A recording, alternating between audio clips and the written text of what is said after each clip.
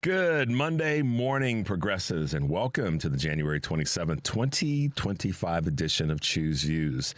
I will say the number, but we'll have to kind of navigate, guys. As you may have heard, we're having some phone issues, but the number, of course, here is 773-763-9278. Normally, I tell you to call in.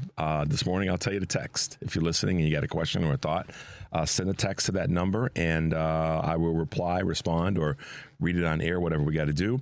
But we're here, Facebook Live, TuneIn Radio, YouTube, Twitter stream, and iHeartRadio. Of course, email me at richard@wcpt820.com. Catch all of our shows by subscribing to our WCPT podcast on Apple Podcasts or Spotify. And that's where you can get Choose Views, the long version and the short version. Joan Esposito, live, local, and progressive. Driving It Home with Patty Vasquez. The Big Picture with Edwin Eisendrath. Out Chicago. And our other shows and interviews by also going to our heartlandsignal.com digital platform. Lots of good stuff there. We have a busy day today. I'll kind of give you a quick highlight. Nathan Shrader, New England politics and college professor, will be with us. Creek Stewart, Disaster Survival 101, and Greg Palast talking about voter suppression.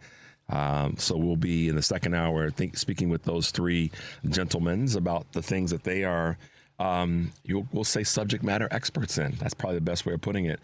And some really interesting clips that you guys will want to hear that Devin and I put together that I think you will appreciate. Some you may have heard about or heard that were out there and not heard yet, and some that you didn't know, but we're going to talk about them. And of course, we're going to talk about some of the things that have taken place recently, or particularly over the weekend, when it comes to the national issues that impact us on a local level. It was great having our guests last week, from Mayor Johnson to Ben Jealous and all the rest. We had a chance to speak with a couple of people who are specialists in areas that, are local areas with blessings in a backpack. And we had a listener contribute to the organization. So that was kind of a nice, cool thing. Did I tell you about that, Devin? So when we had Dan Summons on Wednesday from Blessings in a Backpack, one of the listeners ended up contacting them and making a donation, which is right. I know. So that was cool. And, just had some really wonderful guests on this past week. So we'll highlight them again. And of course, you can catch those shows and interviews over at our heartlandsignal.com platform. So check it out. But we'll keep it moving this morning because, as I said, we have folks that are going to be with us in the second hour, and we'll be using one of our technological cool things that we have to have them on the air, since we don't have our call-in numbers working right this morning. So we'll do our best to keep it right for you guys. But for now, we're going to talk a little bit about what's happening here at Choose Views News this morning. As you guys may have heard, Target joins the retreat from DEI. Target's become the latest major company to pull back on its diversity, equity, and inclusion policies this past Friday. That was a big story over the weekend. The retail giant said it no longer will set public DEI goals going forward and will not continue programs that sought to boost Black employees and diverse suppliers. Target's move follows a number of recent diversity roadblocks in both the public and private sectors. Meanwhile, Costco shareholders overwhelmingly rejected a proposal to undo the company's DEI policies on this past Thursday. Now, my sideline commentary on this is yesterday I was on the family meeting with Eric and Michelle and Adrian. It was good to be back with them for a bit in their first show of the new year. One of the things that we talked about is this conversation around DEI and rollbacks from companies is a big conversation. But we also talked about the suppliers and the people who are not just employees. As if Target continues to go down this path, I saw a lot of people saying, I'm not going to spend any more money at Target, and so forth and so on. And I get that. I tell you the story that the part of the story that we talked about is, let's also look at how the suppliers are being impacted. And if the suppliers are also being impacted, then that's when it's time to pull the plug on Target, in addition to what they're doing in terms of boosting employee programs. So that's That's kind of where we landed in that conversation.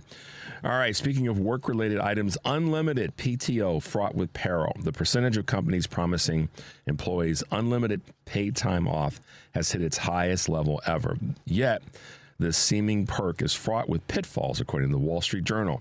Absent clear guidelines for how much vacation time is appropriate, workers often end up erring on the side of caution, especially those who fall lower on the organizational chart. Supervisors, too, can find themselves in a bind without rules to cite to deny lavish time off requests. So, in other words, get it organized. Great wealth transfer has been delayed. What does that mean? Tens of trillions of dollars are expected to pass between generations in the next few decades. Much of this activity will only occur when aging relatives die. Trying to push us off the cliff already. Just 21% of high net worth baby boomers said they want to transfer their money to the next generation during their lifetime, according to a Charles Schwab survey. For wealthy millennials and Gen Xers, that figure was 53% and 44% respectively, an indication younger Americans could reshape legacy planning. That's really interesting. Flyers are giving up on airline loyalty programs. They're losing their appeal among many frequent flyers as carriers prioritize big spenders over regular travelers, according to the Wall Street Journal. That's an interesting way for the airlines to go. But once again, the airlines do some not always the smartest things in the world. With airlines like Delta, American, and United focusing on rewarding high spenders, frequent travelers say the cost of maintaining their status isn't worth it, especially as customer service declines. Many, particularly millennials and Gen Xers, they're in the news, are opting instead for reward credit cards or cheaper flights, leaving airlines struggling to retain these free agents. Now, a fix for that could be to not lean so heavily into the big spenders. It's kind of like pushing the value of their service to the top rather than spreading it amongst where the largest amount of flyers are. That's a simple one, airlines. Come on, get your heads right on that. Best and worst airlines, speaking of 2024. When it comes to which U.S. airlines are the best, Delta has taken the crown in the Wall Street Journal annual rankings for 7 of the past 8 years, including the last 4. But this year, the contest was a squeaker, according to the Journal, with Delta just besting Southwest by 1 point. On the other end of the spectrum, Frontier's performance across various categories earned it a 9th place finish and the title of worst airline behind American and Spirit. How about that?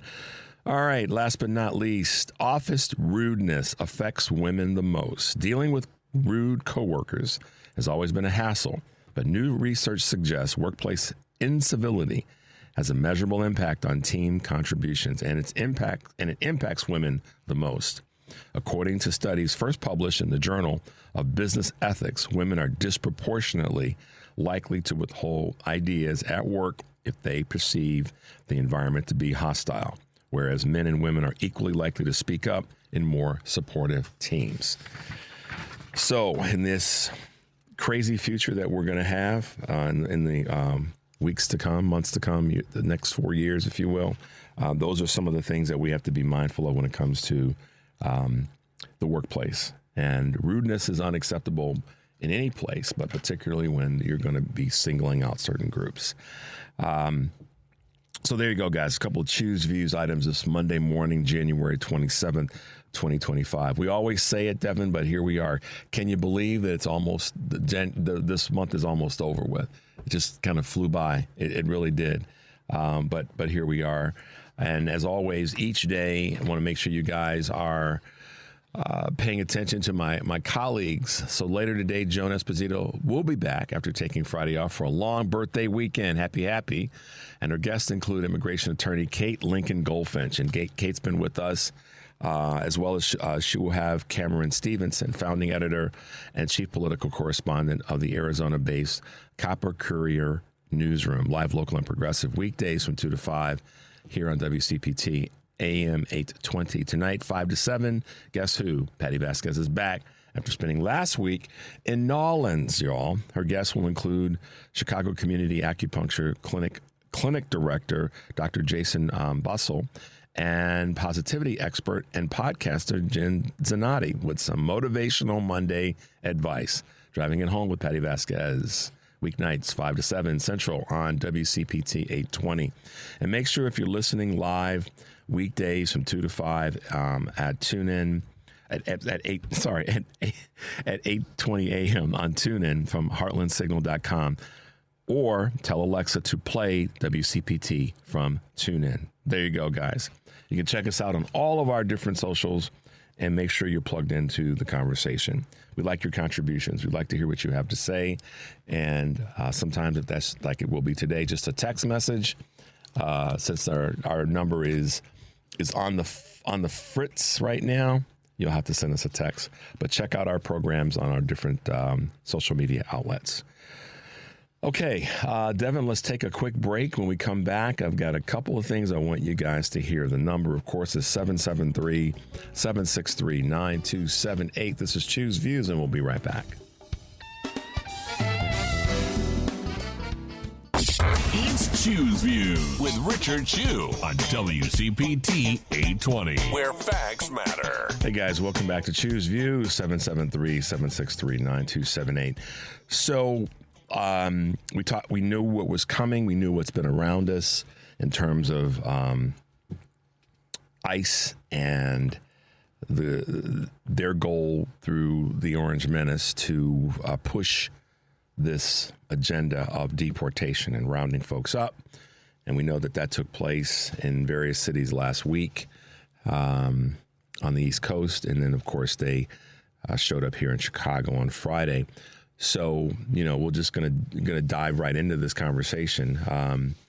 We have a clip from one of our local elementary school principals on the raids and kind of how they navigated this happening at one of our local schools here on the near southwest side of the city of Chicago. Immigration and Customs Enforcement agents showed up at Hemline Elementary School. School staff followed CPS established protocols. They kept ICE agents outside of the school and contacted CPS's law department and CPS's Office of Safety and Security for further guidance. The ICE agents were not allowed into the school and were not permitted to speak to any students or staff members. Here is the bottom line. Our students and staff are safe. Our protocols were followed. CPS will continue to protect our students and their families. In alignment with the Illinois Trust Act and Chicago's Welcoming City Ordinance, CPS does not ask for our family's immigration status. We will not coordinate with immigration and custom enforcement agents. Does not share student records with ICE, except in the rare case where there is a court order or consent from a parent or a guardian. We will not allow ICE agents access to CPS facilities unless they produce a criminal judicial warrant signed by a federal judge. And we will not admit ICE agents into our school based upon an administrative warrant, an ICE detainer, or other document issued by an agency enforcing civil immigration law. So, kudos to the principal and the staff at Hemline School. All I can say, I'm not going to try to pretend even remotely to be an expert on this subject. I applaud the fact that we have Kate Lincoln Goldfinch as someone that's a contributor and an immigration attorney in this space to help us better understand the legalities of that on any level. But I applaud the school and the school principal and the staff for a couple of things. One, knowing what the rules and the guidelines and the protocols are. That's a big part of this, knowing how this is supposed to work. At the same time, I applaud them for doing the work, literally saying no. Provide us with the warrant, provide us with the evidence that says you can that we're going to allow you in. And three, by going public with it very quickly. because I think what a lot of people need to see and want to see is us standing up and fighting. And let me grab one thing real quickly. You guys may have seen the clips over the weekend. Obviously, Trump wanted to go out to California and show his behind and try to pretend like he was going to go out to California. Oh, and by the way, Devin, even with lifts in his shoes, Donald Trump's not even close to being 6'3", because Gavin Newsom's 6'3". And you could see on the tarmac that he was almost towering over Donald Trump. That's a whole nother conversation about the lies that the Republicans let slip through with regard to Donald Trump's health and his height and his weight. All right. Democrats have to fight like that. I don't know what the conversation was between Trump and Gavin Newsom, but I know that Gavin Newsom didn't fall for the okey doke handshake. If you saw the video that Trump tries to do with people and pull the hand in and that garbage, he didn't fall for that. 1, 2, he also was very, body language does speak a lot. And he didn't back away from Trump, and he made it clear based on his hand gestures that he had something to say. We don't know what that was. But he stood there and he stood up to him. People can say what they want to about Gavin Newsom in terms of, being divisive and his this, that, and the other, whatever they want to say. He stood there knowing and made it clear right in the face of the president he wasn't having it. Now, that's what the folks over at Hamline School did as well. They stood there and they said, no, we know the rules. We know what the guidelines are. Don't think you're going to bully us. And that's what we have to do. Mayor Johnson, similar stance last week. Governor Pritzker. And by the way, just to let you guys know about the rest of this week, with some of our regular guests, with Wednesday we've got Kurt Mullen on, but we're also going to have Dante King that will be talking about DEI. Tomorrow, Josh Neufeld and Carmen Noble. But then on Thursday, not to bounce around too much, we will have Cook County President Tony Preckwinkle with us. So we're bringing our heavyweights to the conversation.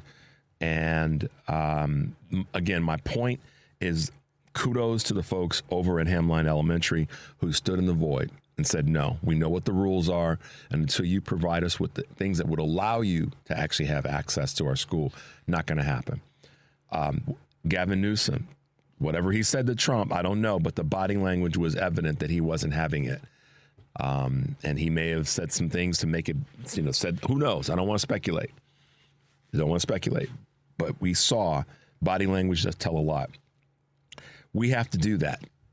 The Democratic Party, we progressive liberal Democrats have to do that all the time. If we're going to, we have to, on the family meeting yesterday, one of the things that I said, and Eric and Adrian and Michelle and I were talking about this from the perspective of we have to be a lot more stringent and a lot more just disciplined in our message to those who are trying to run the bus over us. Can't let it happen. And, the conversation that I think is oftentimes missed is progressive liberal Democrats tend to be caught flat-footed, and that this is not a way forward. And if we're gonna fight, then stand up strong and fight. And that's what I saw with Gavin Newsom, and that's what I heard and saw with the folks over at Hamline. And I'm looking, and I know other schools are going to have to kind of pull their shoulders back and be willing to do the same thing. But we, as supporters of education that are progressives, we have to be there to support them as well. Schools that are getting rated, places that are getting rated, businesses and other. You're talking about churches, we have to be there to support them. We can't leave them on their own. We can't just complain about it. We have to be there. We have to let them know. As I said before, I've used this phrase, we need to give them the support so they don't have to turn around and wonder if anybody's got their back. They need to know that. So kudos to the principal and her staff there for the work that they did. I have a clip that I want to play that I tell you, Michael Steele and I must be like communicating telepathically about certain things these days, and kind of, we healed our wounds. But my message is my message, and Michael Steele has a message that's similar to how we, as progressive liberal Democrats, I believe need to be as we go forward in this fight. And I have this clip that I think you guys will appreciate that Devin and I put together. Chill on this kumbaya bipartisan crap, because at the end of the day, here's your headline: Republicans shoot down Democratic request to ditch party line immigration push and write a bipartisan bill instead. Senate Republicans are making it clear they will pursue a border package without Democratic input. They don't want to work with you. They're not going to work with you. They have the House, the Senate, and the White House. Let them choke on that. Do not help them out, because they don't want your help. They're telling you they don't want your help. So y'all need to just come to the table real and understand that the person sitting on the other side don't want you at the table. Get up, take your coffee, and go into another room. Michael still said when they go low, y'all better go toe-to-toe. Let me just say this. I think the American people want to see elected officials be serious and work together. No, they don't. Yeah, see, this is the complaint, I guess you could say, or certainly the observation that's come from a lot of more hardline, hard-boiled Democrats, which is, no, we're not going to be complicit. We're not going to go along to get along. We're going to knock over some tables. And I will tell you guys, there's a reason that you're getting these little quips and whatnots about Gavin Newsom being not the right candidate potentially in 2020. And who knows who would be the potential candidate in 2028. And there's a reason that he's getting thrown a certain amount of shade from people. It's coming from the right. The right saying that.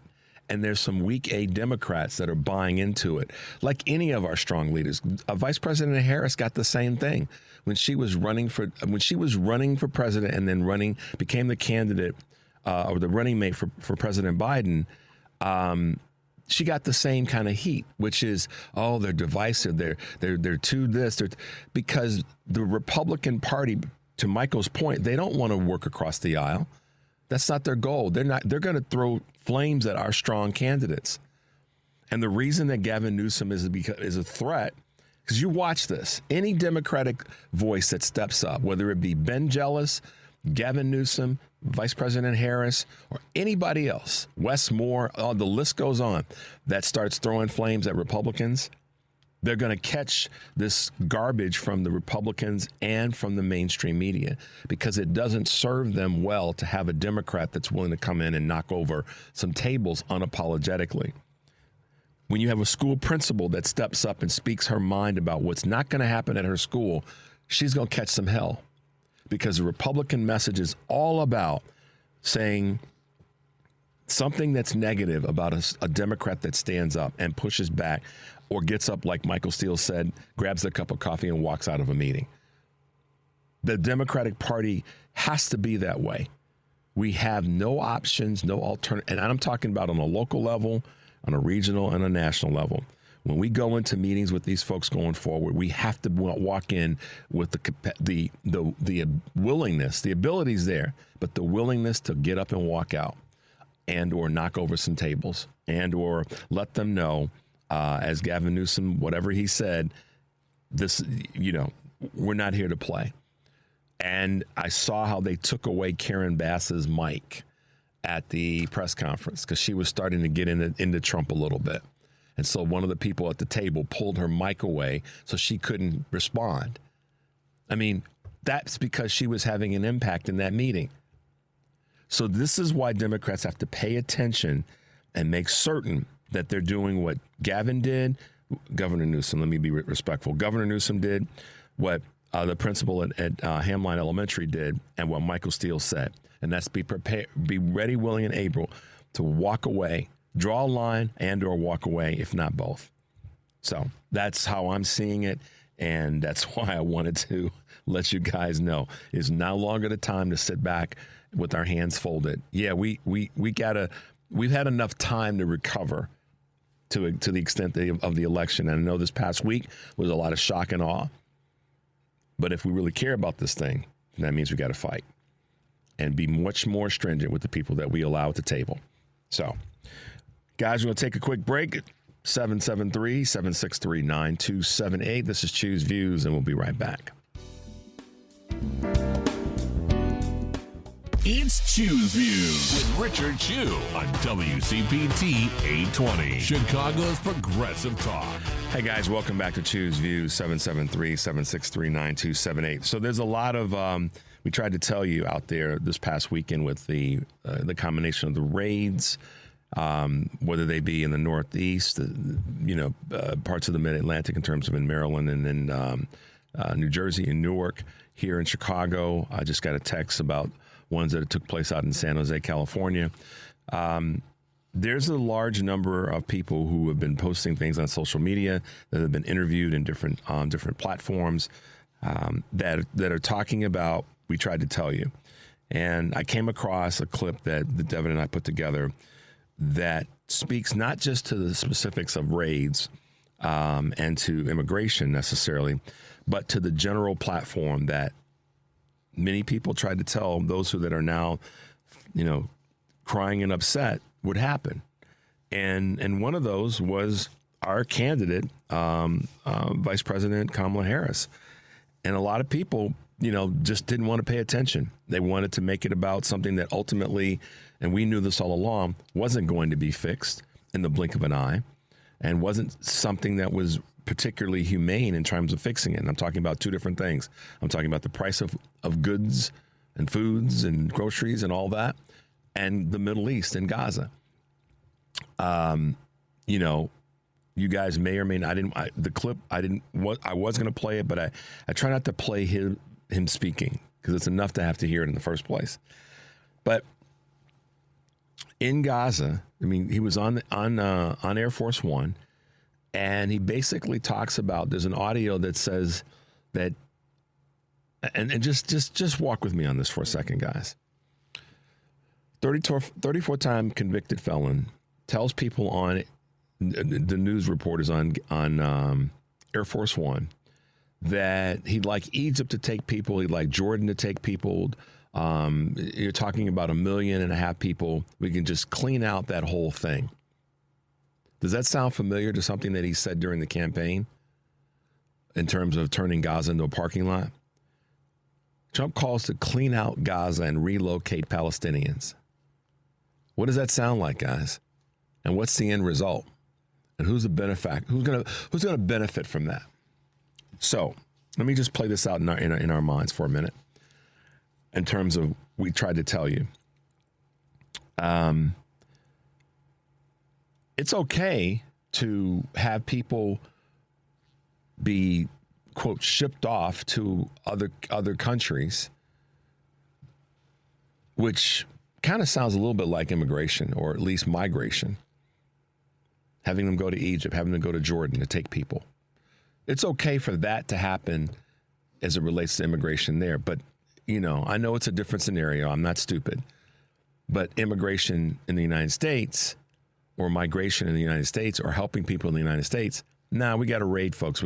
It's all about these quote unquote mediocre Republican leaders and Republican voices telling other places what they should do with their people in terms of what's happening in the Middle East. That's not fixing the problem. That's not ending the war. That's just cleaning out. That's just fancy wording for, that other atrocity. Yet, the undecided, the uncommitted, and in more than just Dearborn, Michigan, but in the community that said, we are not going to vote for Kamala Harris. Look at what you got.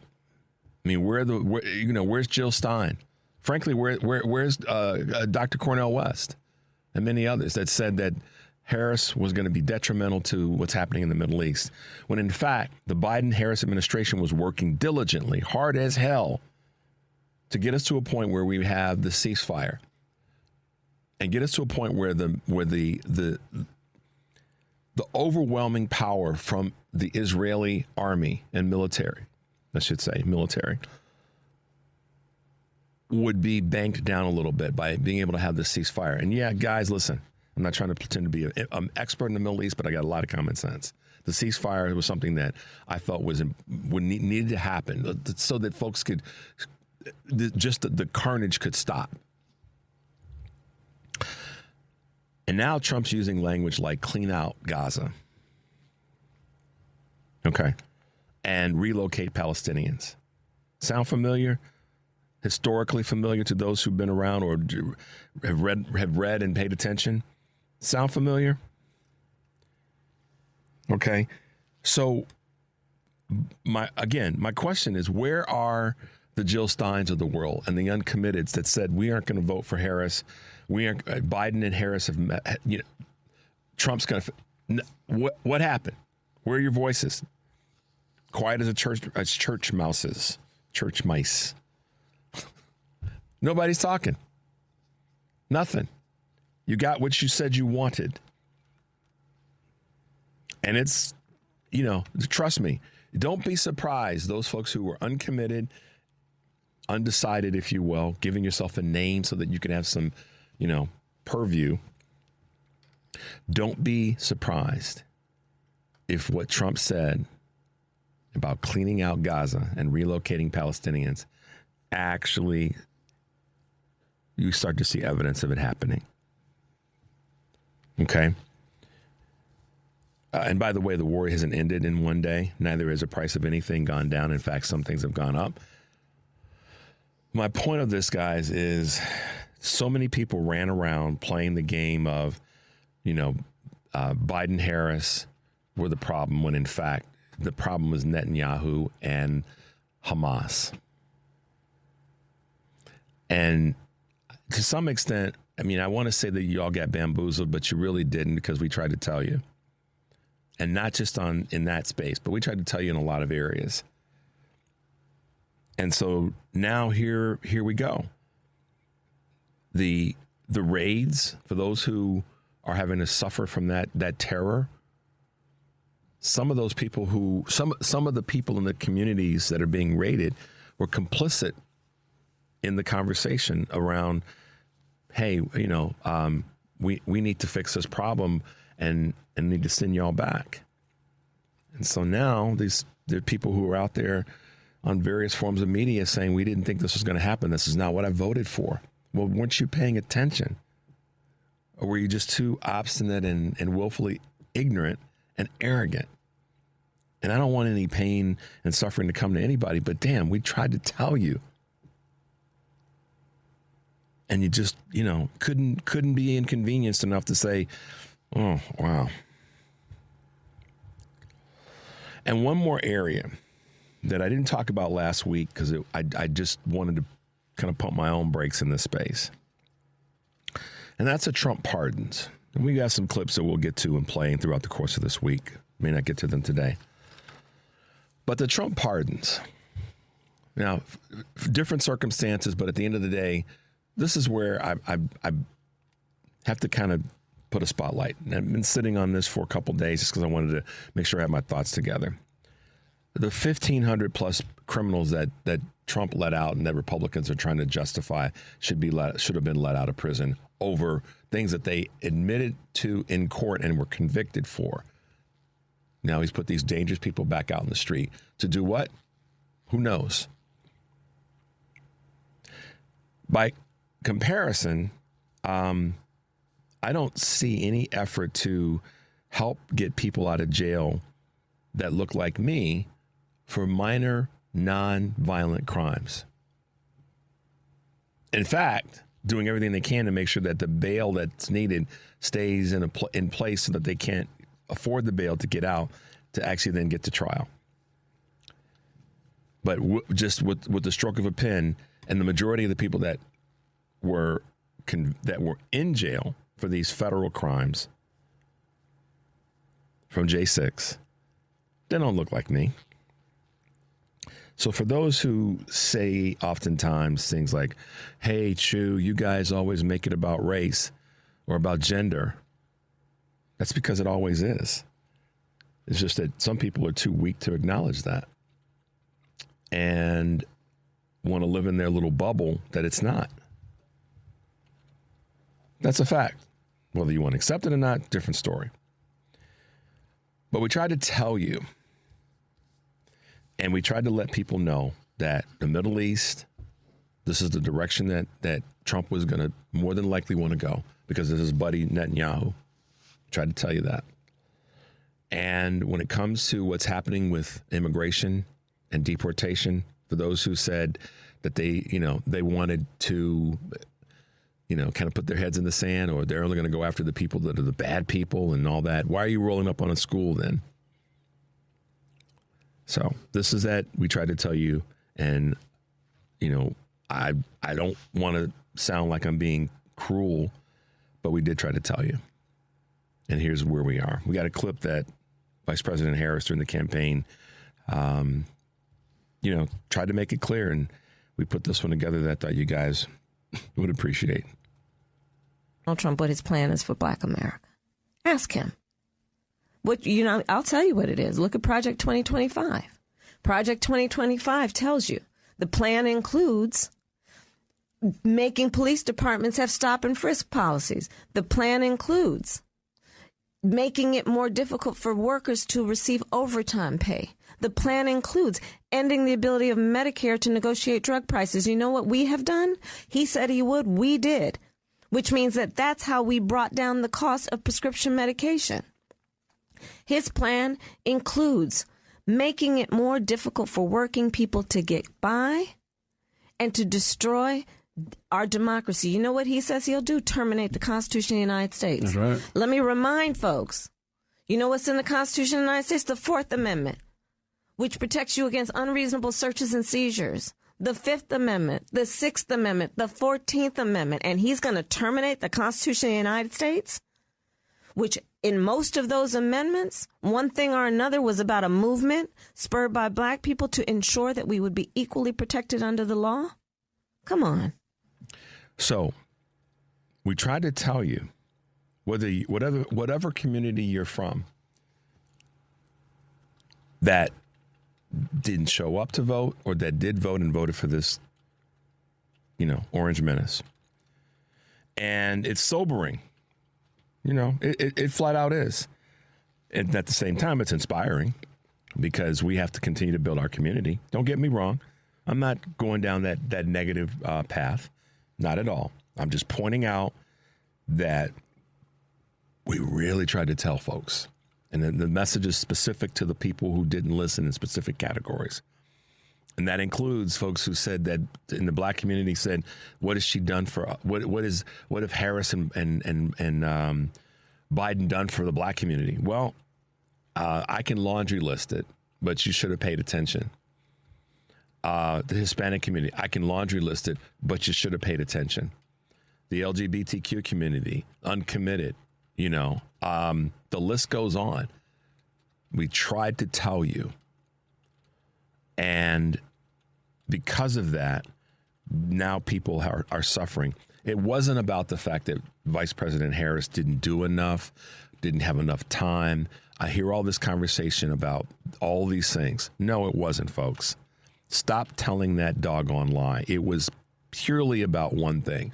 If you cannot sit there in your heart of hearts and say she should have done this, and this. I didn't know enough about her. She was vice president for 4 years. You didn't need to know more about her if you did the research and didn't really have to do a hell of a lot. Look at the opposition. Look at the guy that she was running running against. You knew enough about him that you should have been able to say, I don't want that.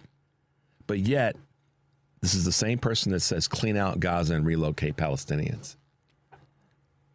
This is the same person that's authorizing that they come into your communities and make things horrible. And we can get into the conversations about all the technical pieces in terms of voter. We're going to talk to Greg Pallas about this in terms of voter suppression. That's a real thing.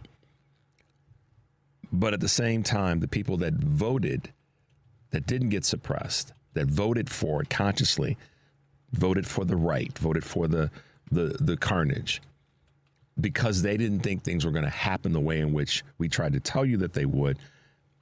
This is that moment.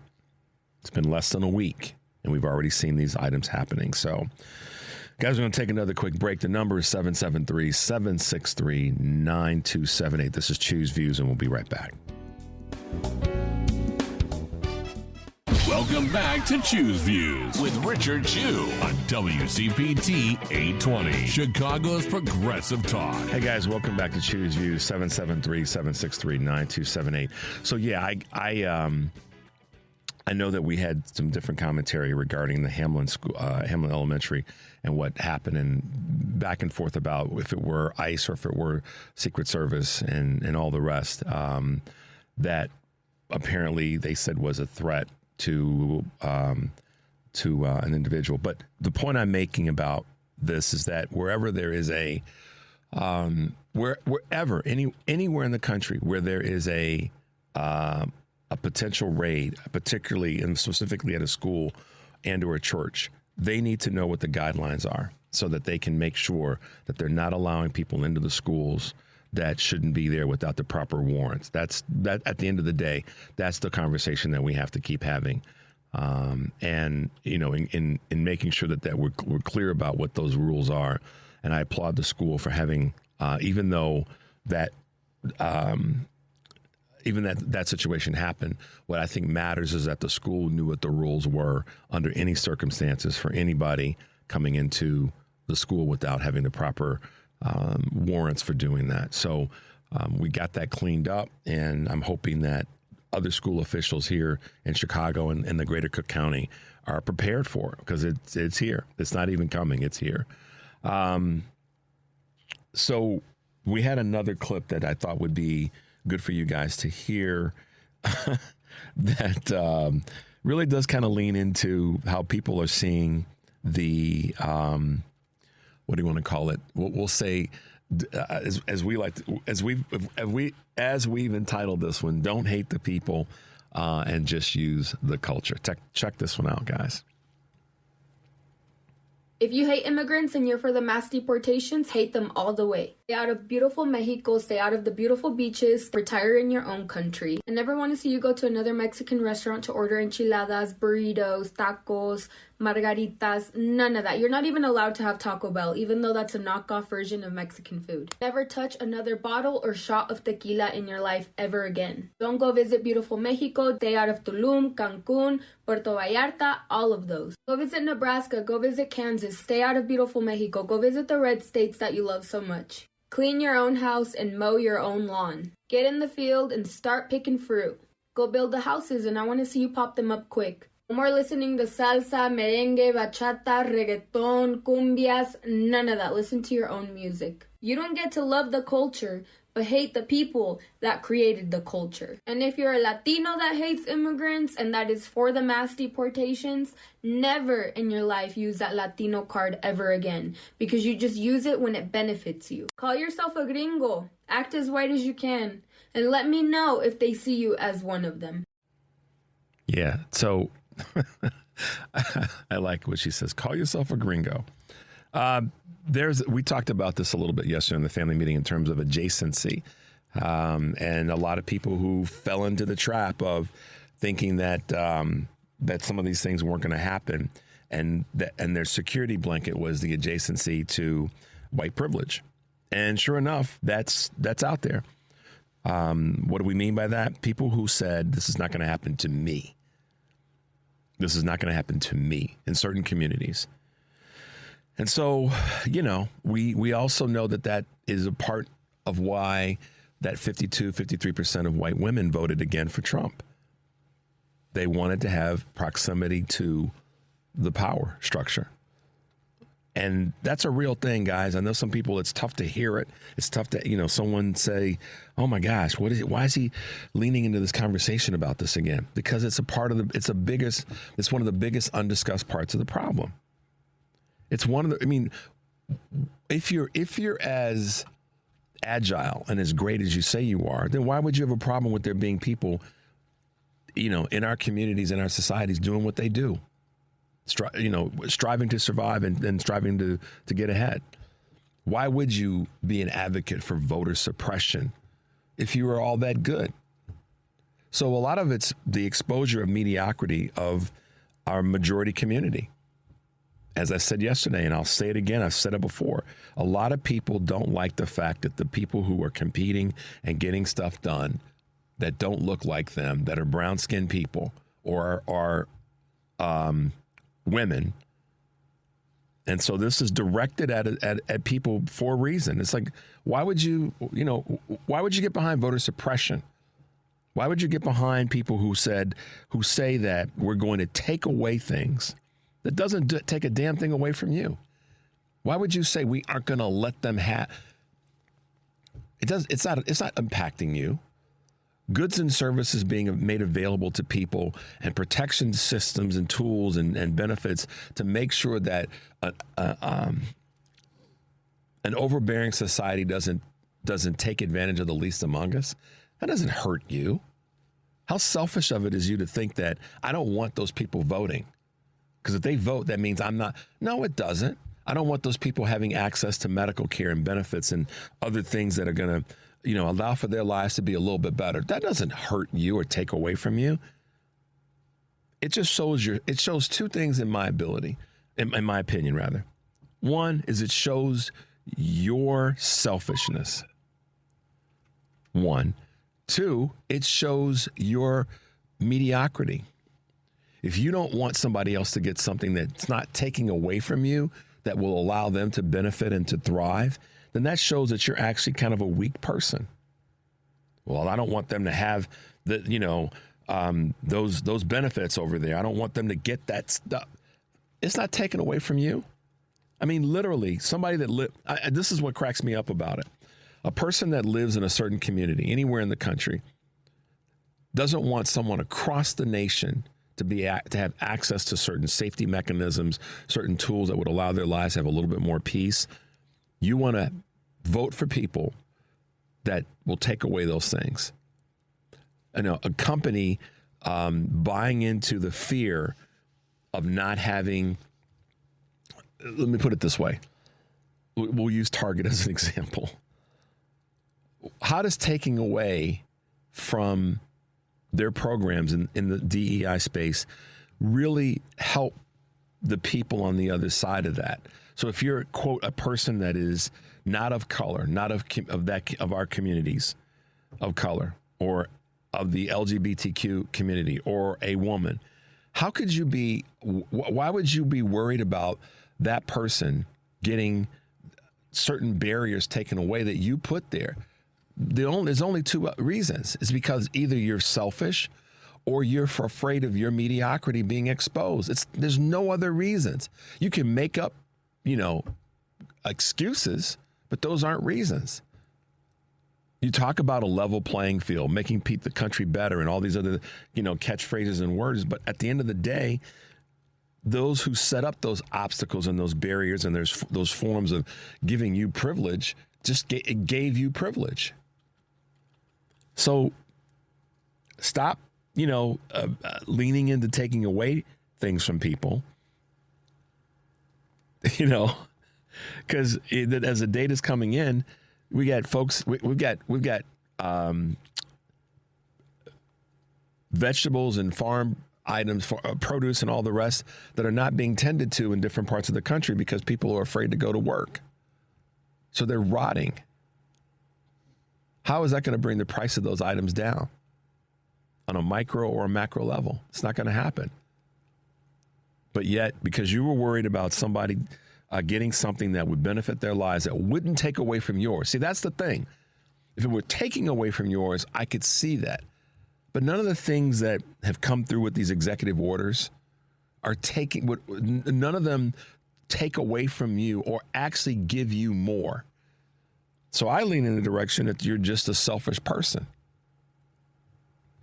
Because if you were not a selfish person, if you really did care about the people that you say you care about or the things you care about, you'd be like, yeah, let's build have as many programs as we can to improve our nation. But the selfishness won out. The cravenness won out. And so now we've got this stress and strife because there are people in our communities that are just selfish. Can't have anybody else, thrive and move forward because it's going to take away from me. And maybe in that conversation there's a little tinge of bias, but there's certainly a tinge of selfishness. So we tried to tell you.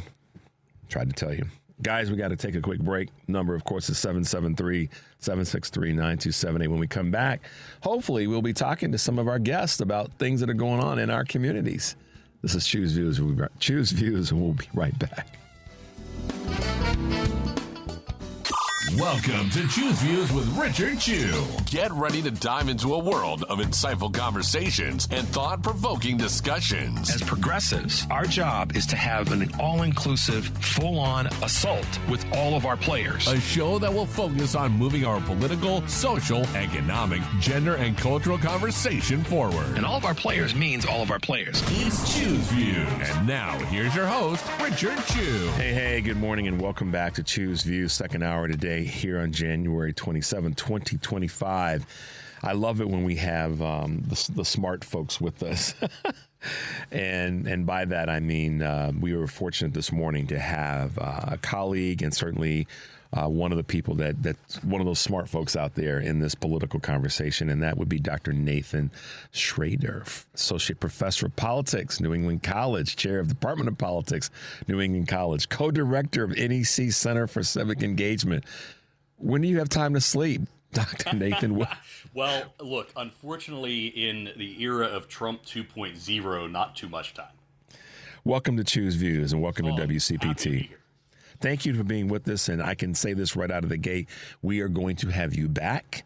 We're this morning I thought would be a good entree to you, to our audience, and the work that you're doing, and most certainly the conversations that you feel that we need to be having right now, in not just in the progressive liberal democratic community, but globally as a citizenry in the United States, that there's things that we just have got to stop putting our heads in the sand on, and we got to make sure that we're talking about and make sure that we are bringing more people into this conversation. And you made some great points this week, and I've been kind of following things that you've been doing and saying. But, give us a sort of a quick overview of where you see not just the party, but where you see the conversation is and where you think it needs to be as we go forward. Look, that's a fantastic question. And Richard, I will certainly accept your invitation to come back anytime. I would be glad to do that. It's risky for you to say that because we haven't even started yet. That's all right. But look, I just so your listeners know, like I got started. I'm going to take my academic hat off. Uh-oh. Did we lose you? No. He's there. Doc, if you can hear me, hold your thought. For some reason, we're having a little technical issue this morning. So we're going to... He's there, but... The name's there. That's about it. Okay. All right. Well... If you can hear me, Dr. Shrader, just sit tight. We're trying to correct this little technical glitch, so bear with us. Send him another link. We're going to send him another link? Okay. All right, so we're going to send you another link. I don't know if he probably can't even hear us. Should we text him and let him know we're sending him another link? We can do that. I can keep talking? Yeah. All right. All right, so Doc, we're going to send you another link. Hopefully you'll be getting it shortly, and then we can keep the conversation going. It's the beauty of live radio, guys. That's what I've been saying to you before. Live radio, this thing happens, and we just we have to find our way forward. So I'm going to send Dr. Shrader a text to let him know that we are sending him another link, and hopefully he gets that and will be on with us shortly. But as I was asking him, the conversation is and what does he think it should be. Hopefully when we get him back, we'll be able to talk about that. So let's start sending you a link. All right.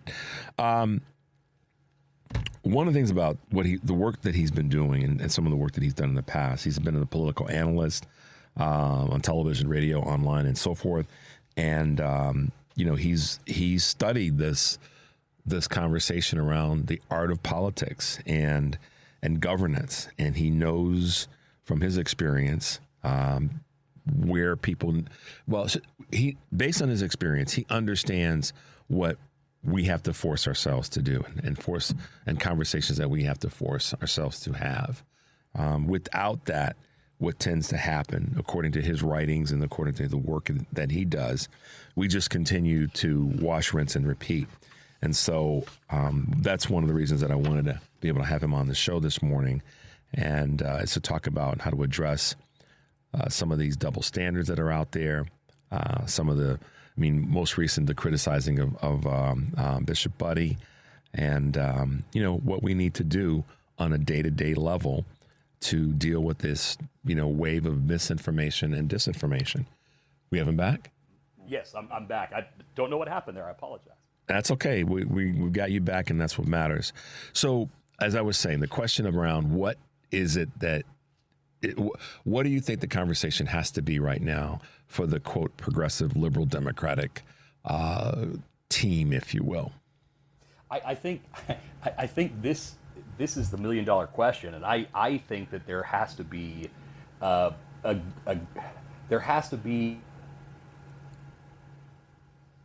Row. Well, I guess we'll just keep trying. Yeah, I don't know if it's on his side. Well, this is the first show of the week where we don't have our phones, and we're working with another bit of technology to be able to have folks on. Not sure if it's on our side or if it's on Dr. Shrader's side. So why don't we do this, Devin? Why don't we go to a little bit of a break and see what we can kind of cobble together to keep us moving forward. Number 773-763-9278. Send us a text because we can't get your call, and we'll work on getting the doc back online. Sit tight. We'll be right back.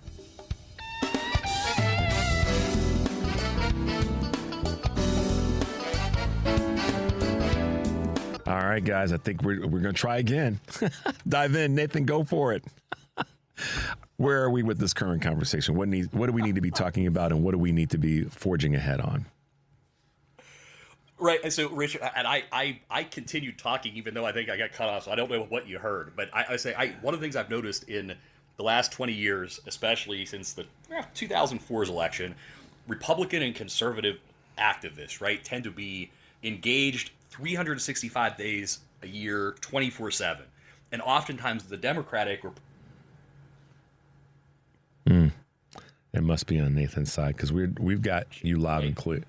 Okay. And one of the things I want to see is, and I know it's hard because so many Democrats they're working. They got to work. They got to work for a living. They got several jobs to make ends meet to pay the bills. They're worried about getting the kids to soccer practice, picking up the kids from school. Caring for their sick relatives who can't afford. To be placed in a retirement community or something because they simply can't afford to do that in the United States. So it's really hard for Democrats, I think, harder for engagement that the Republicans do, but there's got to be a way to ramp that up sooner than just right around an election year.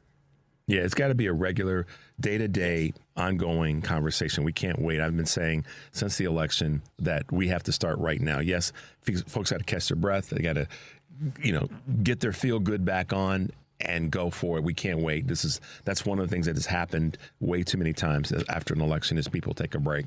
I mean, it's necessary. You gotta recharge, but we can't keep waiting until 6 months, a year out to get involved in the process. And I've been really leaning into the importance of local involvement and taking back the local conversation when it comes to this.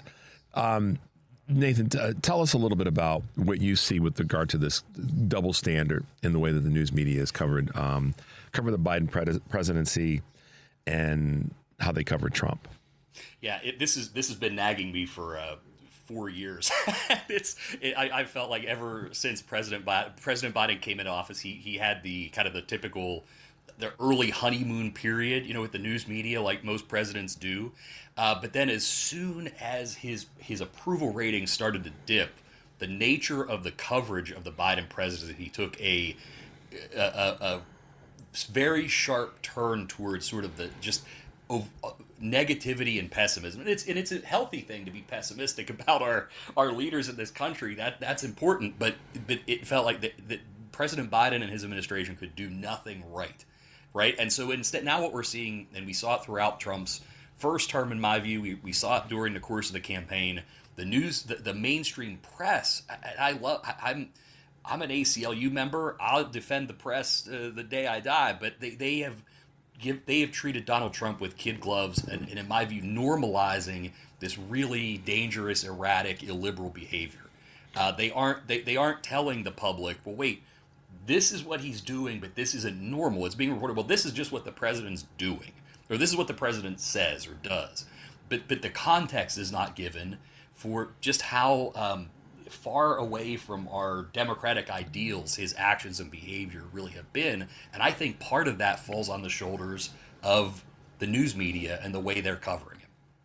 Do you think that, all right, so then what's the motivation? I've got my observations and I've stated them here on the show, but what's the motivation behind, whoever it is, whether it's Mika and Joe going down to quote kiss the ring, or it's, one of the news outlets deciding to yield their space and cave on a lawsuit? I mean, and everything in between. What is their motivation in your observation on this? I think it's two things. First of all, I think they look at the fact, well, the 2016 election, he lost the popular vote. There was such a close vote in the battleground states where he still prevailed in the Electoral College. There was a reason for some of the news outlets to be kind of skeptical in the way they approach him. But now I think they view him as he's at the pinnacle of his power. He won the popular vote. He won the Electoral College.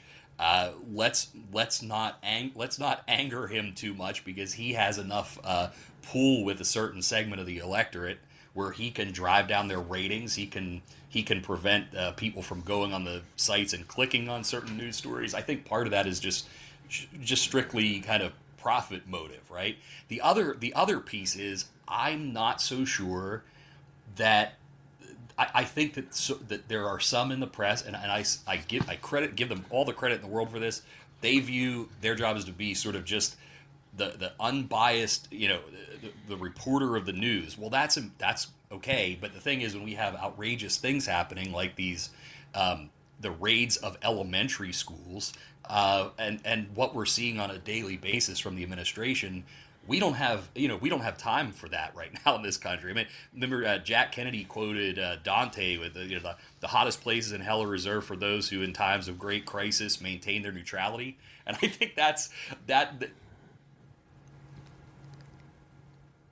All right. I think where he was going with this is consumers of news. I think he's been in and out. I can hear you, Richard. Okay. All right. Good.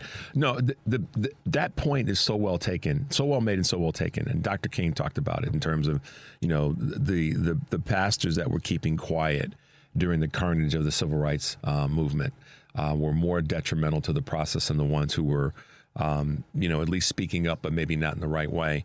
And so in this conversation, I know we've got a short window of time today, and the technology hasn't been our friend this morning, which is why we're going to make sure we get you scheduled to come back and talk more in depth. Probably my next question, and really going back to my original question, is what would you you're in a room full of folks, and you're talking, there's 100 people in the room, and you're talking about how we go forward and what you think, Americans can do to become, to keep from becoming desensitized about what's happening. I called it last week the shock and awe of those numerous amounts of executive orders. Oh, right. So what would you, in a room of 100 people, say to people who might just decide to shut it all off and not stay involved, be involved at this point? How would you address that? Well, first of all, I would tell them, like, I sympathize with them. I see some of that in my own students, right? That they're just frustrated. They don't know what to do, or they think that what they've tried to do to push back hasn't worked, and they're discouraged. And what I would tell people to do is think about what you can do. I'm going to bring it back to something you said a few minutes ago about focusing on the local level. If people should, I think, get very frustrated when they think, well, I have to fight this whole system by myself, right? Well, there are dozens and hundreds of groups out there in people's communities who are doing the grassroots work, doing the organizing. Don't try to spread yourself too thin. Find an organization, whether it's a state or local one or even a national one, to join them and work on that scale. Don't try to take on too much, because one person alone can't fight the Trump, kind of the noise machine on their own. So there's power in numbers, and in the United States, we have a very kind of participatory level of democracy, in the sense that we have groups covering everything, every issue possible. I would encourage people, don't give up. Connect with a group that you agree with, that thinks like you, and join their efforts and work with other people. Don't think you have to take this on alone. And that's the thing that one of the reasons that I've been focusing on local and getting involved with local groups is that part of it is a psychological feeling of that I'm doing something that's effective, and I don't want to have to feel defeated. And getting involved in a local group, whether it be a political group or a social group, is a way to know that you're having some tangible impact on what's going on. And that could be, you could be a 17-year-old going to be voting in the next upcoming elections. You could be a 27-year-old, you could be a 67-year-old, all feeling some of the similar things that you just described from some of your students. But the local piece, I think, is important because it's tangible. It's right around the corner. It's down the street. And it's a thing for people to see that they're having impact on affecting change. And then sort of taking that and raising the temperature to different, or not to raising the temperature, but increasing the involvement with other groups that are doing other local activities. And it's not as complicated, to your point, as trying to get involved in a massive push by yourself. And I think that that's a way to keep people engaged right now. And hopefully that's going to continue to be a direction that we can move this conversation. Nathan, we're going to have you back, and maybe sooner than you think. We might get you back soon, because I know our technology kind of wasn't our friend today, but we'll get through that. One last quick question, last quick thing I want to chat about with you today is, you talking about this in terms of your students, where do you really see the younger vote going, or where did it really go in your observation? Do you think that the younger vote went to the right, or did the younger vote stay at home and not show up? I mean, and I'm not pointing fingers. I'm just curious. No, look, I think let me talk first on the large scale. I think it was more about being just unenthused by the choices, and I know you talked about that in the last hour. That shouldn't have been the case, but that was right. But I think let me talk just about where we are here in New Hampshire.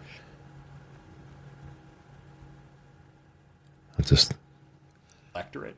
I would say we've got about a third of our student body who vote or follow politics are Republicans, about a third are Democrats, about a third are independents, and that mirrors the state.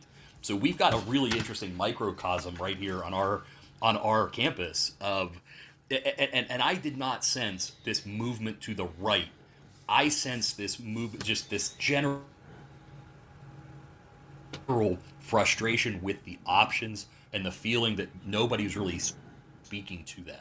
That was my takeaway. And I will also say I had conversations with numerous Republican students who said they are diehard Republicans, but they weren't going to vote for Trump and they weren't going to vote for Harris.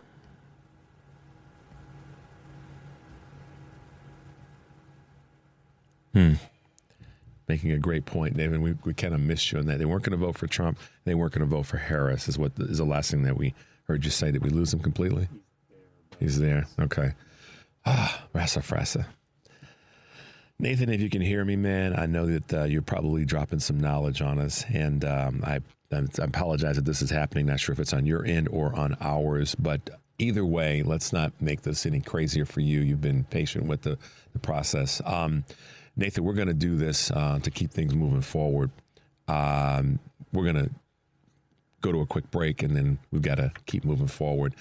I'll talk to you offline if you can hear me, and we will. You can. You're there. Nathan, let's not do this to you. We're going to have you back because what you have to say is too doggone important, man. We're going to take a break. I appreciate you having me, and we talk soon.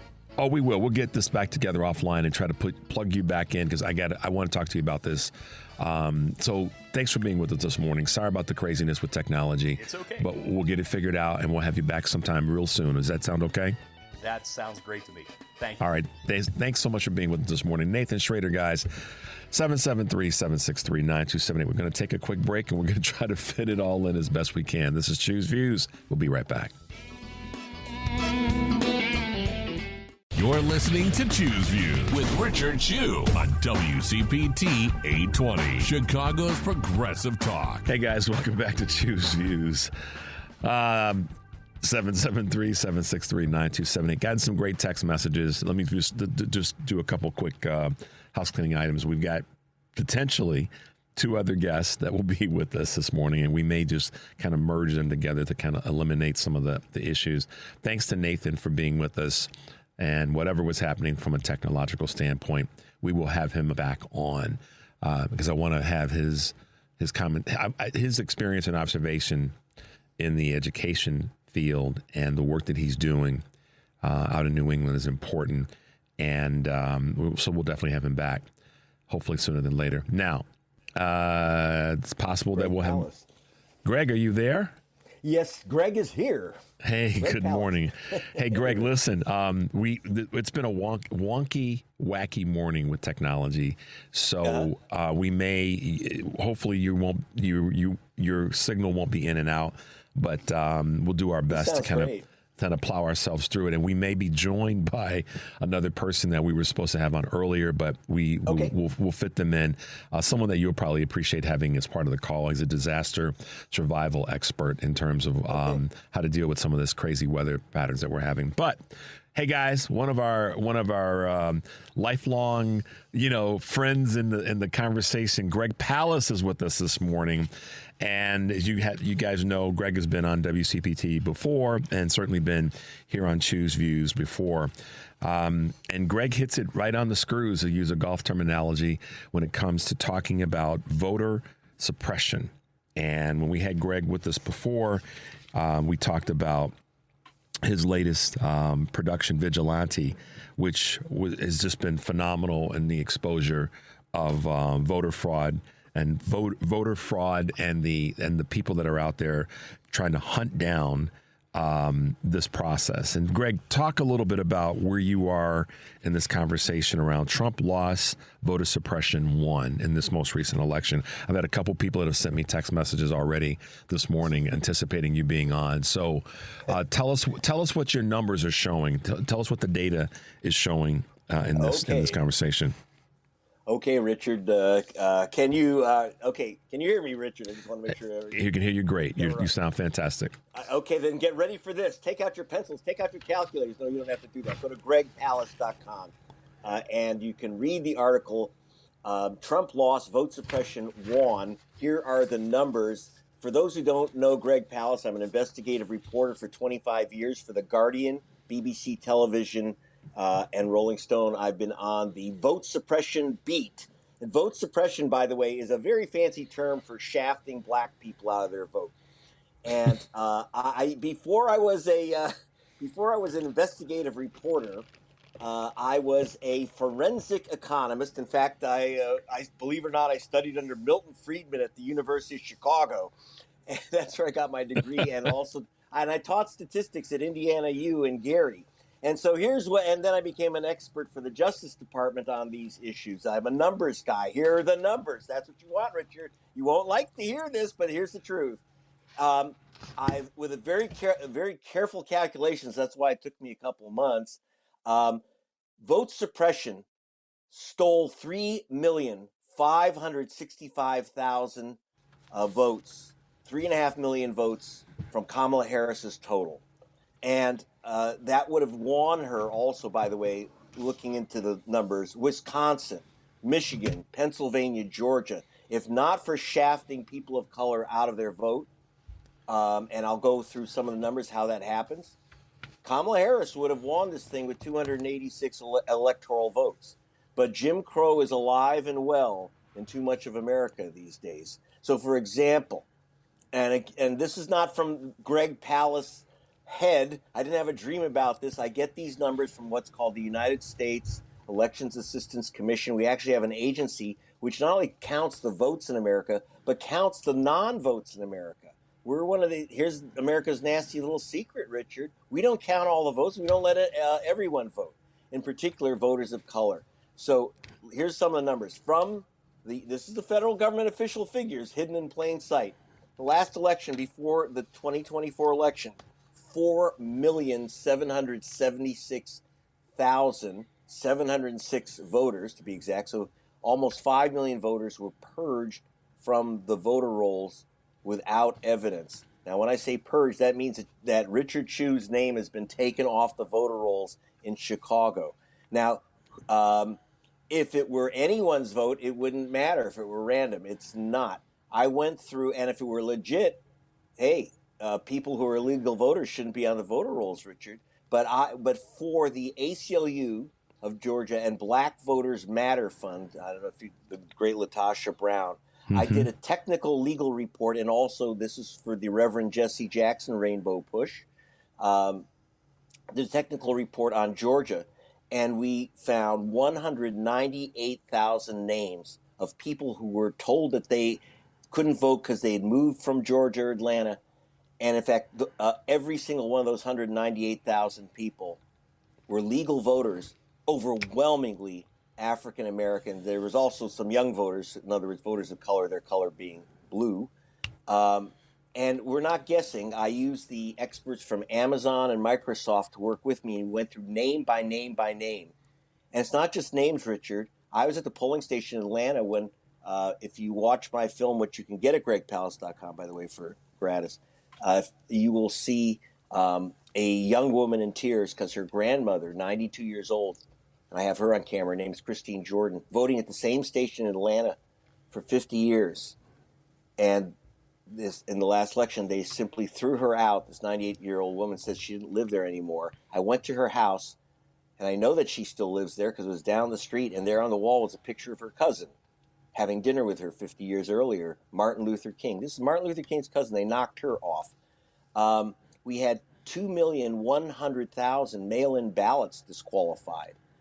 People, according to NPR, of all places, 1 in 7 mail-in ballots are thrown in the garbage. It's very easy to reject a mail-in ballot. Now, whose mail-in ballots? The state of Washington, Richard, did a study and found that if you are black, you're 400% more likely to have your mail-in ballot rejected. And that's in the state of Washington, which has the least vote suppression of any of the 50 states. Can you imagine what it is in Georgia? So it's 4-1 black to white disqualifications of mail-in ballots. Some people have said, this is one of those things. Some people have said to me, Greg, and again, this is data versus people's just opinion. How do they know that a mail-in ballot, Richard, is a black voter? Oh, it's very easy. First of all, in a lot of states like Georgia, it says BLA next to your name in the registration. They're not guessing. They also know if you're Democrat. So it's after it's received versus prior to. Before, I did that as a I know the answer question, but I wanted you to give the answer. Say that again, Greg. Yes. So in a lot of states, like in the South, especially in Georgia, Florida, and Mississippi, Alabama, it says BLA next to your name if you're black. Now, the other, thing is that they know for your zip code. Everyone kind of votes like their neighbors. They know when it's an African-American neighborhood. In fact, for example, and they work by statistics. In fact, my number 3,565,000 takes in the fact that they do capture Trump voters in there. They do capture Republicans. They do capture people who wouldn't vote. And there's a few people in there who actually have moved, et cetera. But I took all those people out, like the dead, the people who actually moved, the Trump voters, et cetera. But I actually mapped, with the Washington Post, by the way, I did a map of the purge for Black Voters Matter in Wisconsin. Almost every single purged voter was a black voter in Milwaukee. That was the overwhelming majority. And then a large contingent of students in Madison, Wisconsin. And as you know, the students in Madison weren't exactly Trump voters. So they know who they're going after exactly. And then that's just, now I just talked about purges, mail-in ballots, spoiled ballots. That's where you vote in precinct and your ballot's thrown out. Now here's another number. According to the U.S. Civil Rights Commission, the chance your ballot will be rejected that you've cast for some technical reason, whether it's mail-in or in precinct, like they couldn't read the ballot or something like that, or it got kicked out, the chance your ballot will be rejected is 900% higher if you're black than if you're white. Again, this is not Greg Palast. I'm using the government figures. 900%, your chance is 9 times more to lose your ballot through a rejection. And it's not small. I said 2.1 million mail-in ballots rejected, 585,000 in precinct, gets over 500,000 votes in precinct. And then there's something called provisional ballots.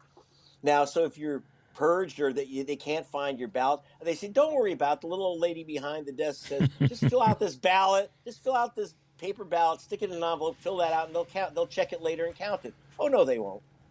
I call them placebo ballots because according to the federal government, once again, this is not me, it's federal government, I'm using their stats, 42% of all provisional ballots are rejected. In places like Georgia, you have to go into your county voting office and show them new ID to get your ballot. Now, if it were random, who cares? But it's not random. If you're black, Hispanic, or Latino, the chance you will be handed a provisional ballot is 300% higher than if you're white. Again, these are government stats. Now, what happened in this election? And then there's one other horrible thing, that brand new Jim Crow tactic that was the ultimate thing that bent this election. These are vigilante challenges. Now, for the first time since 1946, when the Ku Klux Klan used this method, the Trump campaign picked up the Ku Klux Klan plan of 1946, in which individuals challenge another voter's right to have their ballot counted. Now, and what does this mean? It says that in about at least 20 states still have Jim Crow laws on their books, which say that Greg Palast can challenge Richard Chew and say, don't count Richard's ballot, don't send him a ballot, because Richard doesn't live in Chicago. Now, who is Greg Palast to say Richard doesn't live in Chicago, doesn't live in Illinois? I'm just some political hack. We had, are you ready for this? The group True the Vote signed up 40,000 volunteers to challenge voters.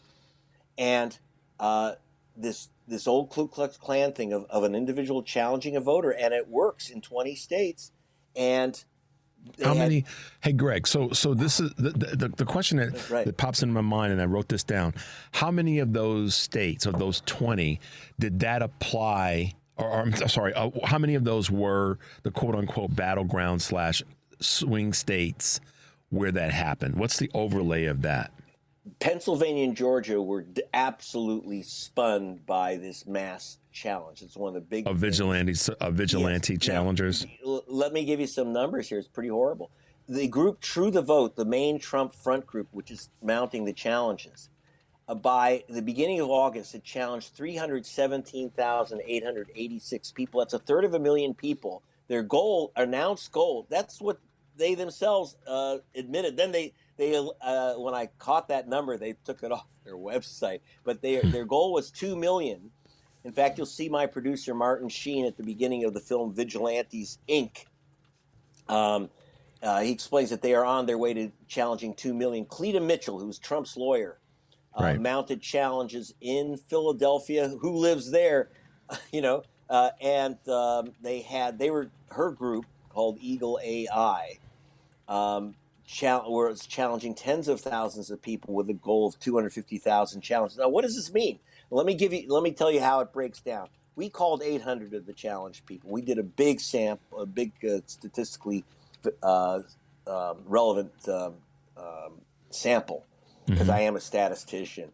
And those 800 people, overwhelmingly African Americans who were challenged by these organizations.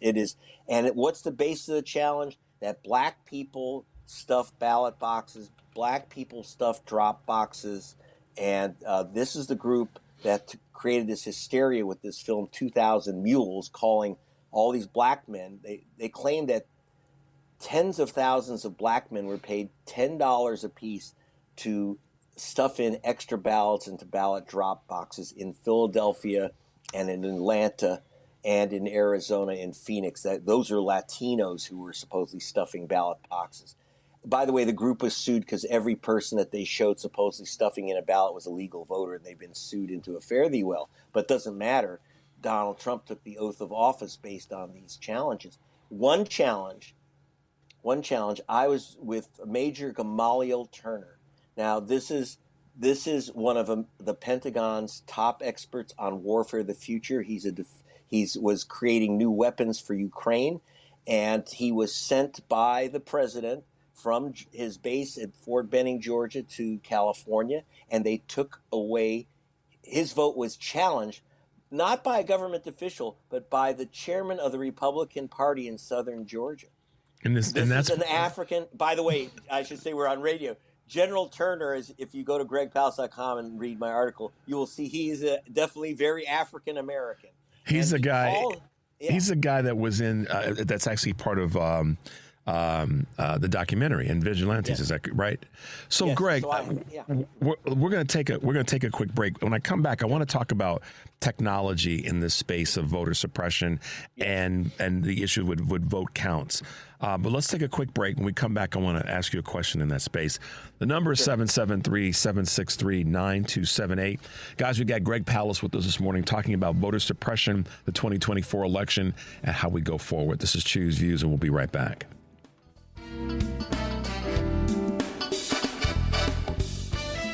You're listening to Choose Views with Richard Chu on WCPT 820, Chicago's Progressive Talk. Hey, guys, welcome back to Choose Views, 773-763-9278. This is Richard Chu. I've got Greg Palast with us today talking about voter suppression in one breath, but also the bigger conversation around how we go forward and what we do to make this right. Greg, I have a question regarding technology, and I keep coming back to this thing that took place during the campaign where Trump said during some speech or some campaign event, you're never going to have to vote again. You don't have to vote.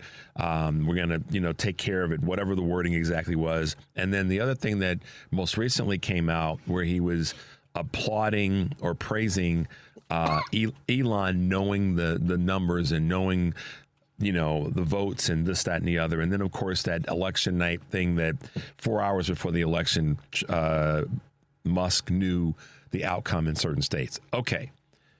That's a lot of stuff I just threw at you, but I know that you pay attention to it because it's one of your areas of knowledge, deep knowledge. Can you talk about those three things, which is all the same thing, which is something funky with the voting, and how technology and Musk may have had something to do with it? A lot of speculation was out there. I hadn't leaned into it too much, but I want to kind of see if there's a nexus here. Well, two things. If you think that Elon Musk controlled the vote count from outer space, it didn't happen. I checked it out. But I looked at it carefully. That's not what's happening. In fact, I'm not trying to be racist about this because my parents are white, but it's always white guys who come up with this theory, and because it challenges their vote. what I find with racial suppression, the 3,565,000 votes, which were taken away, which should have been for Harris, which would have given her a popular vote victory of 1.2 million. That is completely accounted for by vote suppression. So we don't need to add in any fancy Hollywood stuff about Musk. Now, when Trump says these things, just so you know, the right wing, I've been to many Trump rallies. Our team goes undercover with these people. They call it owning the libs. We go into the white, the Proud Boys and Oath Keepers. We have our undercover people. And they call it owning the libs. So they like to troll us and say, oh, yeah, Elon had all the numbers. He fixed it for us. They like to drive us crazy with that stuff. But what we really have to worry about in going forward is the new explosion. In fact, when I talked about those challenges, Gerald Griggs, the president of the NAACP, said he was facing 200,000 challenges, these vigilante challenges in Georgia alone. 200,000 challenges in Georgia alone. And so we're talking, and again, tens of thousands in Philadelphia, massive purge of voters in Philadelphia without, which again, we go through these numbers name by name. We did it in Wisconsin. These are phony purge lists, and but again, aimed at voters of color.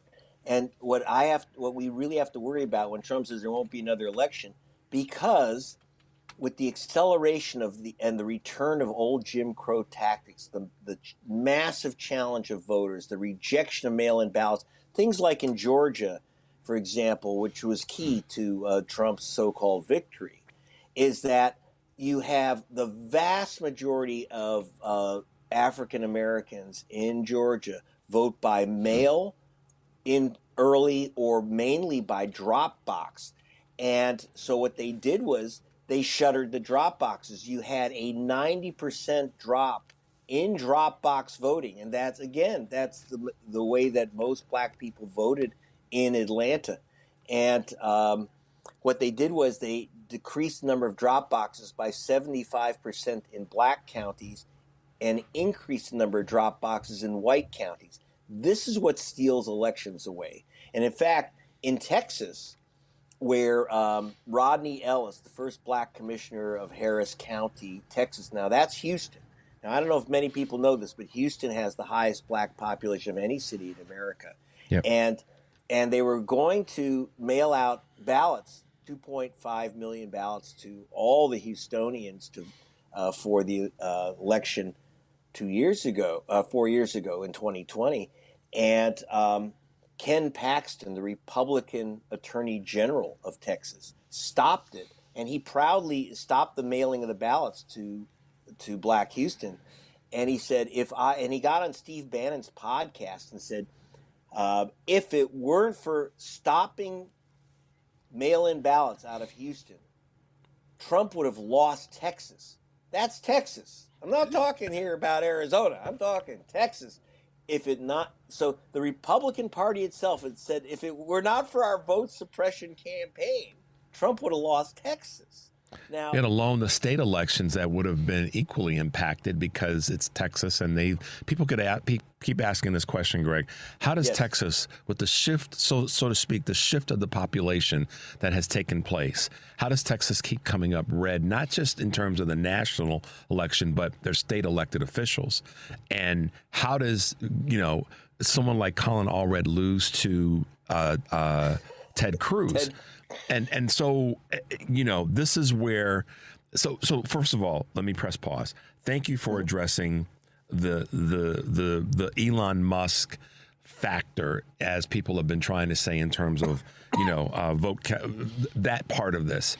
It's really a lot less sophisticated and in some ways organic from the Republican Party. And that is, they're just doing some basic, simple things like removing voting drop boxes in one area and increasing them in another area. Yep. And that's going to not only the long term. I'm sorry, let me put it this way as we kind of wrap up, and we're going to talk about this some more in the weeks to come, because sure. The long term and short term impact of voter suppression is when people say my vote doesn't count. In some cases, it's not counting or being counted, but it's also the mental, psychological part of saying and seeing all the people work so doggone hard during the run up to an election, and then asking themselves, well, gosh, we did all this work and to no outcome to our benefit. There's a psychological part of voter suppression that takes place when votes don't get count. Talk about that for a second. Well, there's two ways. Some people can feel discouraged. Oh, they're not going to count my ballot. But I work a lot and very closely with the Reverend Jesse Jackson and his legal team and his political team to overturn these vote suppression tactics. So what we found, and what Stacey Abrams found in Georgia, is that when you tell people that they're trying to take away your vote, they're taking away your vote because no one steals your vote because it ain't worth anything. They steal your vote because it's really valuable. So you want Black votes matter. Exactly. Well, that's why. And I work with Latasha Brown, the founder of Black Voters Matter, who teaches at Harvard, and so I did some technical reports for her, and of course she appears in my movie Vigilantes Inc., which again you can download or stream for free at gregpalast.com. It's free. Thank you very much for support from Jamie Foxx and Leonardo DiCaprio. But what we found is that people get mad and the turnout rises. That's what happened in Georgia. That's how Joe Biden won in 2020, and Reverend Warnock and John Ossoff, two progressive senators, Warnock, African-American, Ossoff, Jewish-American, out of Georgia. And they won because these states, Texas, Georgia, Mississippi, these states, and Ohio, by the way, these states are all blue states if you let everyone vote. Mm-hmm. And they don't. But you can fight this, and this is what's important. So, for example, with Reverend Jackson, we launched a campaign against a horrendous vote suppression trick called interstate cross-check. That knocked out almost 1 million people in 2016. It's one of the main reasons Hillary Clinton supposedly lost. And so we ran this campaign and succeeded in getting this horrific Jim Crow program shut down. What they would do is they would say, Jack Johnson voted and Jose Hernandez voted in Atlanta, and there's also Jose Hernandez who voted in Houston and a Jack Johnson who voted in Houston. So obviously it's the same voter voting twice. Well, I'm sorry, Jose Hernandez is maybe a common name, maybe not for Republican, but this is the game that they were playing, and we got that system shut down. So you can overcome this. You can't win with 50% of the vote anymore. You got to win. The suppression factor is at least 2.3%. It may not sound like a lot, but that comes out to 3.5 million votes nationwide and a lot of electoral votes. So we can beat the steal. We can suppress the suppressors and overcome them. Martin Luther King didn't say, we might overcome. We shall overcome. He says we shall overcome, because look, this march to the voting booth is not going to end. It's getting worse. And under Trump, I got to tell you, it's going to get worse. They're going to start passing national laws increasing this vigilante vote challenge business. Well, just in California, and just in California, and when we have you back, which will be sooner than later, because I want to talk some more. We have to continue to talk about this, so we'll get this rescheduled to have you back again soon. Sure. And real quickly as we wrap up, to your point about voting and what the federal the Trump administration is going to try to do. Many people don't know this, but in California, they're trying to hold funding for emergency funding by making California acquiesce and say you're going to change your voting guidelines with regard to voter ID. And that is a form of voters. That's a scare tactic as well as voter suppression, right? Well, I gotta tell you that it's personal. My office burnt down. I'm here in Chicago, by the way, now from California. So my office is ashes, and we cannot get relief. We cannot get relief until we change our voting laws to require, this photo ID business. And here, they can't They haven't found one illegal voter in California. Just find me one, guys. Yeah, But exactly. Anyway, so I'll see you at gregpalace.com. But this is horrific what's coming our way. But we shall overcome. It will swing back. Believe me. Greg, we'll have you back on sooner than later. I'll reach out to you in the next few days, and we'll get this going again. Thanks for being with us this morning. Good to hear your voice. Stay safe, Greg. 773-763-9278. We wrap up today, guys. Crazy day. Thanks for being with us. But guess what? Take a deep breath, make your life count, and we'll see you tomorrow. All right, thank you so much, Greg. Fantastic. Thank you. Bye. Bye.